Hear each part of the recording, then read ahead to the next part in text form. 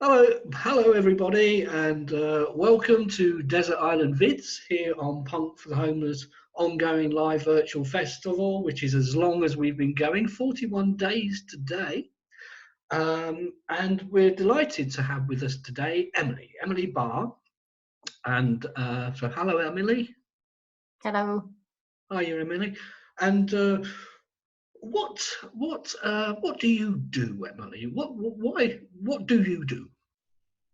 Well, in a professional capacity, I work for a drug and alcohol support service based in Doncaster. So obviously at the minute, we're not open because of the lockdown, but I tend to do quite a lot of the back office stuff anyway, so a lot of those sort of functions. So I'm currently working from home, doing the things behind the scenes to help support our beneficiaries, whether it be because they've had alcohol or drug problems in the past, or if they've just, got complex mental health problems. We cater for quite a wide range of people. So my day-to-day, anything from like sorting out the finances to applying for new bids to helping set up new projects. Quite a varied mix, really. Well, blimey, where do you do that? Where did you say, sorry? Yeah, I know you said in Doncaster, but do Yeah. you have counselling rooms, or is it in a particular building, a place? Yeah, so the charity is called Doncaster Alcohol Services, and our main building is called Sober Social. So it's in the town centre in Doncaster, and then the offices are just above. So it means that whilst I'm doing the back end, sort of the office stuff, I'm literally only upstairs from our main cafe space, so I can pop down quite regularly, see our beneficiaries and interact with them. And then, in the upstairs, we've got like a couple of offices where I'm based, have like our meeting room, and then we do have counselling rooms as well, because we do offer counselling to people. So it's everything's sort of compact and on site, but I think that's a really good thing, because it means that I can stay in touch with our cause and our beneficiaries and all our stakeholders much more easily than if I was sort of tucked away in a different building altogether. Okay, so Sober Social. Mm-hmm. Sober Social, yeah, that's the main building that you see. Like on the, it's a bit like a shop front. That's what you see first. It's bright orange and blue, so you can't really miss it, to be honest. Oh, Emily, you've broken me down. I'm going to have to admit that I'm pretending I know about Sober Social. I go there because I'm a recovered alcoholic, and I need support, and I get support at Sober Social. Yeah. So, what kind of people go? Is it like a drop-in, or is it do you have to book a place? No, it's a complete it's a drop-in, so it's completely open to anybody. And we say like the only criteria is you've got to be over 18 and sober and engaging. So that means that we have people from all walks of life coming in. We have people that have been using our service, because Doncaster Alcohol Service, I think, has been around for 38 years now. So we've had people who've been using our service for quite a lot of years, who have come in and they've stuck with us through different changes and like the location changes and stuff. And we have people that just drop in. You might only see them for a month, and then they sort of feel like they're a bit more able to manage, and they might not come in again, or we might see people for a while, but we're always open. We run a very timetable with different sessions on every day. So it's whatever suits people's fancy, I suppose, on that day. Mm-hmm. We have a wide range of people that come in, like across all ages as well. We find we have some people who are sort of only like maybe in their 20s, and people who are all the way up into their 80s, because if you've got a drug or alcohol addiction, or you're recovering, you might have classed yourself as in recovery at the age of 30, but you are in theory recovering for the rest of your life. You're in recovery the whole time that you're trying to manage your drinking or your drug taking. So we have quite a wide range. So it's a community-based service in the heart of the community. Yeah, absolutely. And we pride ourselves on that, on being a community. So we open our floor up to our beneficiaries and our volunteers to help us like run sessions, or like to offer ideas or suggest things that they might want to see.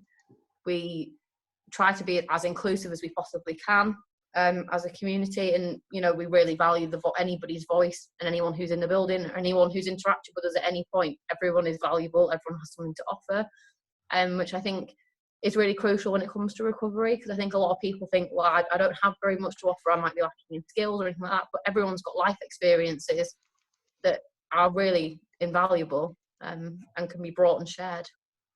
Yes, indeed, and I witnessed that, and we're going to that a bit more. But first, tell us about your first video. Okay, my first video I picked is Cornerstone by Arctic Monkeys. Mm-hmm. So it's from, let me get this right, from their third album, and it's just the lead singer Alex Turner. It's just him, stood by himself, just singing the song, and it's really simple. But it's partly because I've got a love for the song. I think it's a really, really lovely song. And it's just, I just like the simplicity of it, to be honest. I like, there's not too much going on. I don't feel overwhelmed. I can just enjoy the music. Yeah, I think that's why. And when you hear this song, does it take you to a particular place? Does it resonate Yeah. a time or? Yeah, definitely. There's probably when I was early teens, sort of just like starting secondary school, it's when you sort of find your feet a bit with the music that you like, and that's sort of like that. I mean, I say it's not even that long ago for me. It's like less than 10 years ago for me, so it doesn't take me back too far, but it's just taking me back to a time like of remembering of being at home. I remember when it was first, me and my sister were waiting for it to come out. We knew it was going to be released on a certain day, and we were sat watching, I think it was probably when NME had a TV channel, probably sat watching that, waiting for it to be released for the debut, because it just reminds me of just being with Kitty, that's my sister, and just like being excited all day just to see a music video. That you know, that was the pinnacle of my day, and that was just so nice. Something so simple was, you know, so important to me. Yeah, absolutely is. It's music is part of our culture, part of our identity. Yeah. I think anyway. Yeah. Anyway, so you're quite a young lady, aren't you? Yeah. And it's a serious business you're involved in. I mean, what made you think that way, that you wanted to perhaps be in a caring environment? Well, I've always thought I would probably want to work and spend most of my time doing something in the social sector or the third sector, because I think society is the most effective when we're supporting one another and we're giving back. And I don't think it's fair that anyone should be left behind or disregarded or put down or made to feel small because of a life choice they might have made, or just because of the position they're in. I think everyone has value and there's something to give. So that's sort of been my guiding principle.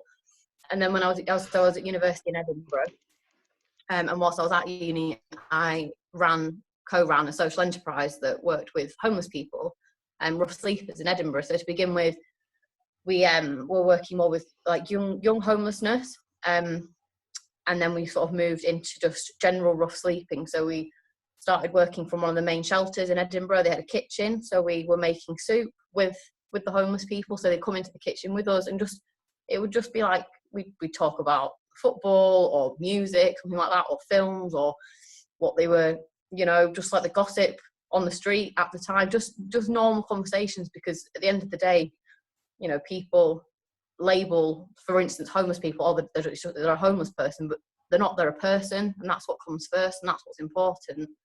And it was from that, and seeing the value that brought enriched my life, it brought value to me to spend time with these people who, you know, ordinarily people just disregard them. They don't see, they literally don't even see them, or they choose not to see them.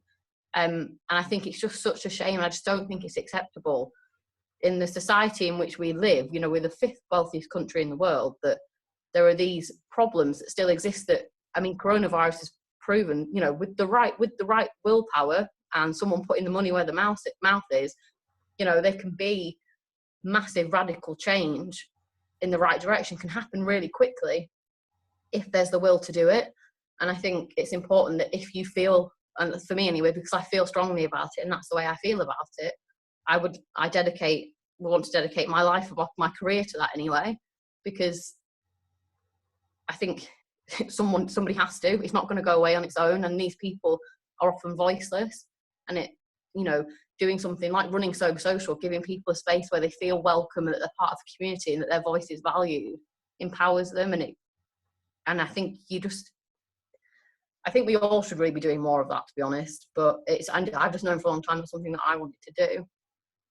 Well, it's highly commendable. It really is, and it's very, very heartwarming as well that your generation are thinking that way. Because my son's 25, 26 soon, and I'm quite out of touch with the way his generation thinks, sort of thing. But it's very it's very, very, very heartwarming. And if you worked in the homeless sector and the alcohol and the drug sector, you know how horrible life can be. And I thought it was beautiful the way you put that it was a person, it's a person without a home. Mm. Yeah, Yeah, people first, yeah, people absolutely. first, and then let's look at the other crap after that. Yeah, Yeah, I mean, the work that's been done at Sober Social, I think, has been remarkable. I've been in recovery for a few years, and I've been through a few programs. But what I like about it is its inclusivity. Now, it has the key. It has the key rule, if for lack of a better word, of sober on the day, and that makes such a big difference because it takes a massive pressure off that I cannot go unless I've been sober for weeks or months or something. How do the rest of the people that do go? How do they gel? I mean, do the people with drink problems talk to the people with drug problems? Do the people with drug problems talk to the people with mental health problems? Does it work? yeah, it does. Yeah, I think it does work.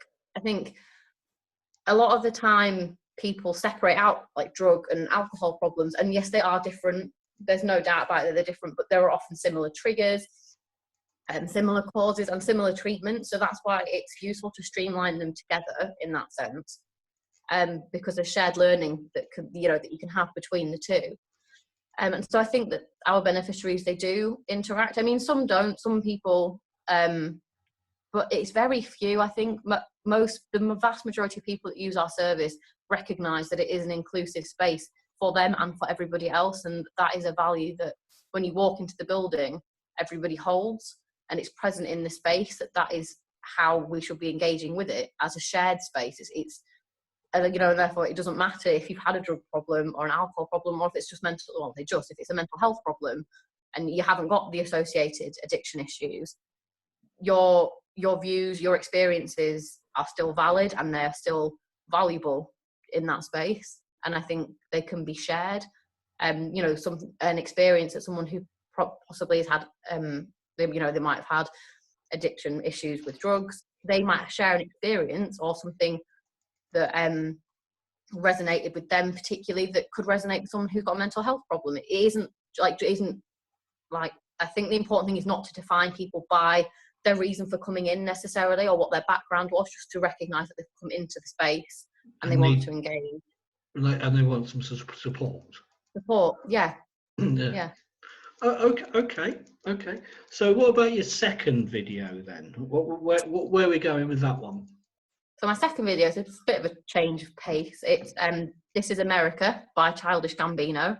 Mm-hmm. This came out a couple of years ago. So Childish Gambino is the stage name for Donald Glover, who is a really, really talented man. He's comedian, actor, singer, he's rapper. He's just got such an eclectic mix of talent. And he's also, through all the work he does, is politically and aware and engaged, I suppose. And that's where This Is America really came to the fore, because it's like the lyrics itself, when you listen to it, is about, he's an African American man, and you obviously can hear the frustrations he feels as an African American man, and the pressures that he feels, and the possibly the stereotypes that get laid at his door. And the music video is a real visual visualization of that. And I think it was just really important at that time that it came out, because you're talking, it was a couple of years ago, Trump had recently been elected.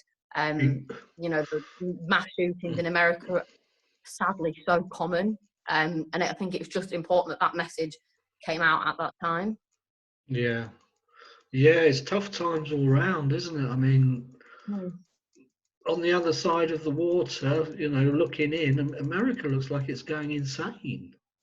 I know, and especially I think with the coronavirus, when a global panic hit, it really shows where the strains are and the stressors are. And America just seems like one giant stressor to me. There seems to be so many underlying issues there that Yeah, this has yeah. really brought to the fore, and it's made so stark on a global stage. And you think, well, this is a bit frightening, really, because we put so much faith.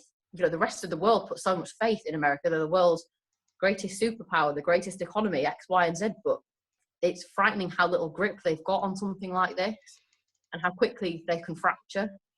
I can't say I'm totally surprised if you elect a man like Trump as your president. Hmm.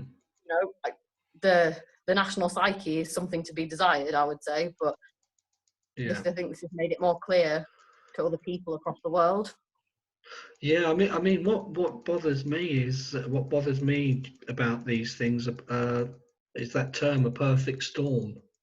Mm. What kind of soup are we mixing here? Yeah. And what's it going to taste like in the end? So hopefully it's going to taste of flowers and rainbows. Yeah. We can live in hope. Yes, we can. Yes, we can. You got to have a dream, haven't you? Too. Yeah. All right. Then that's another nice question. I'm going to ask you dreams for your future. What would they be, Emily? Dreams for my future.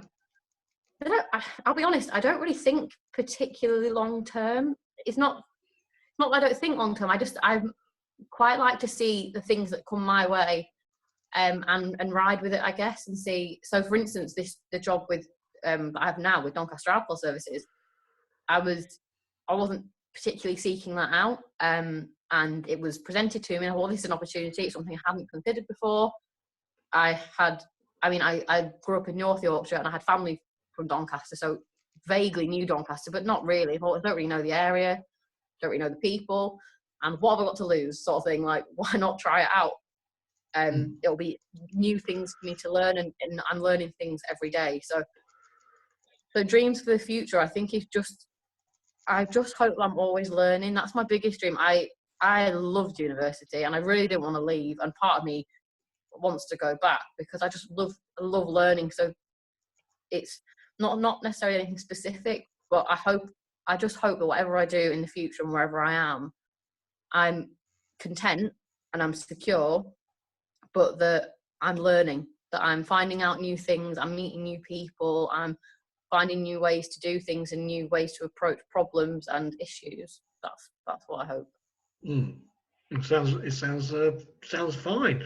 Contentment is something we seem to have forgotten all about, isn't it? Yeah, contentment is fine for me.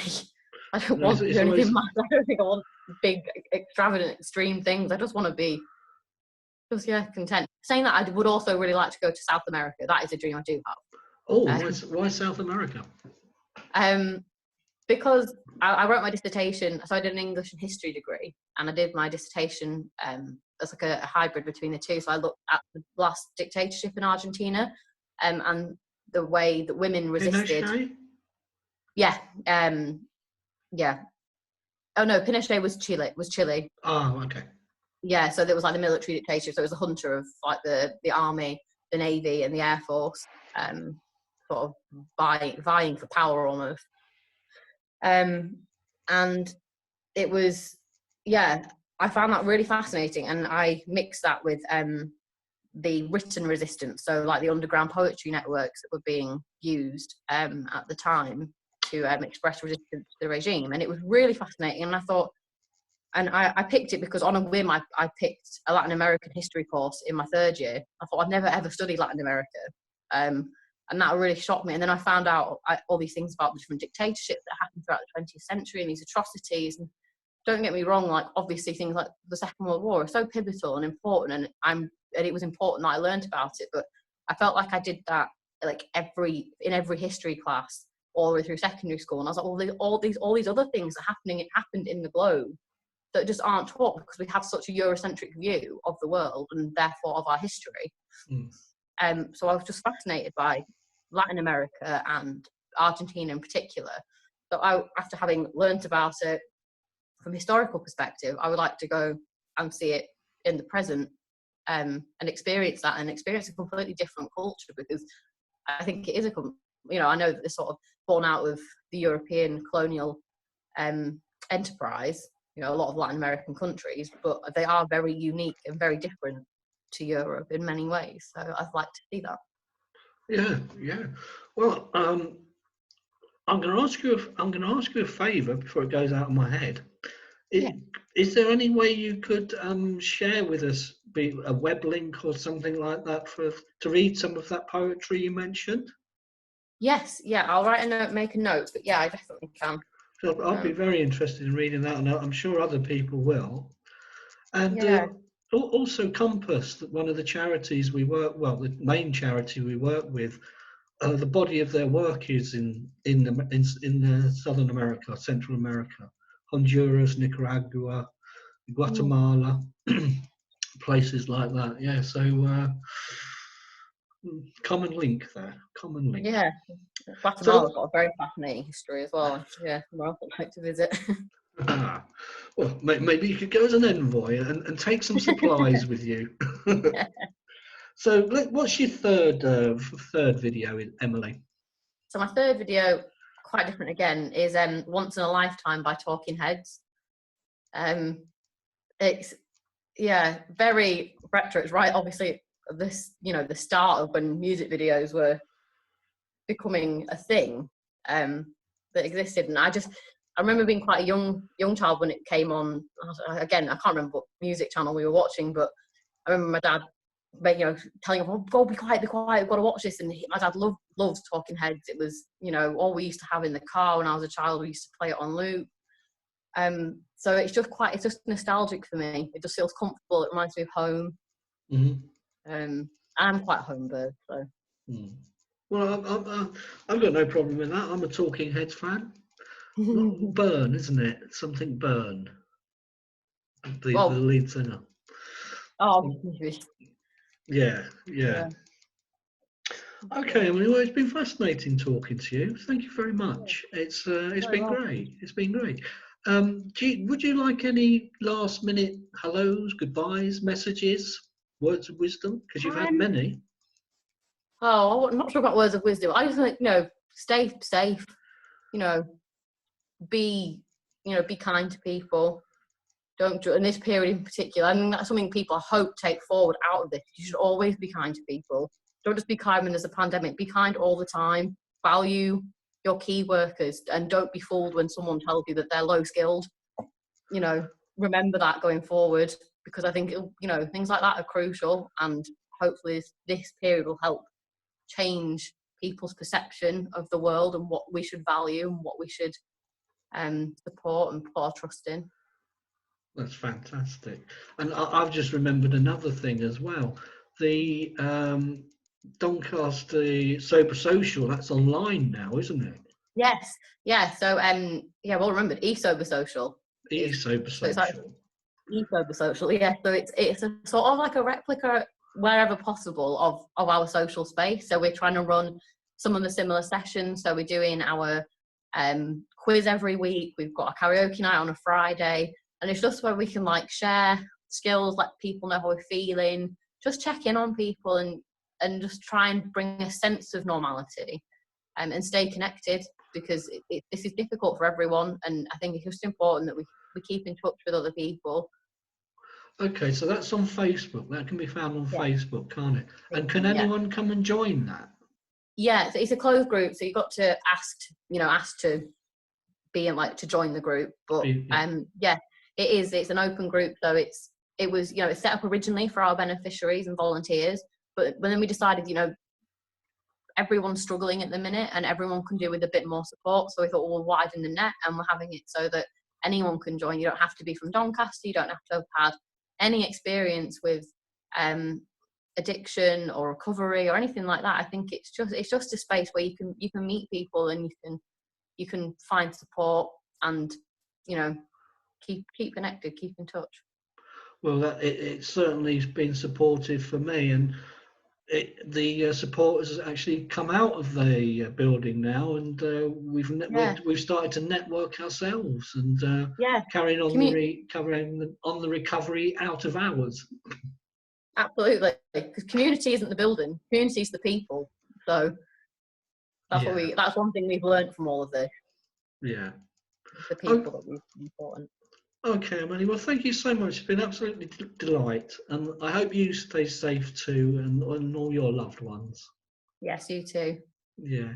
So Thanks, Alan. thank you. So thanks everyone, and we'll see you at the next Desert Island Vids. Bye for now.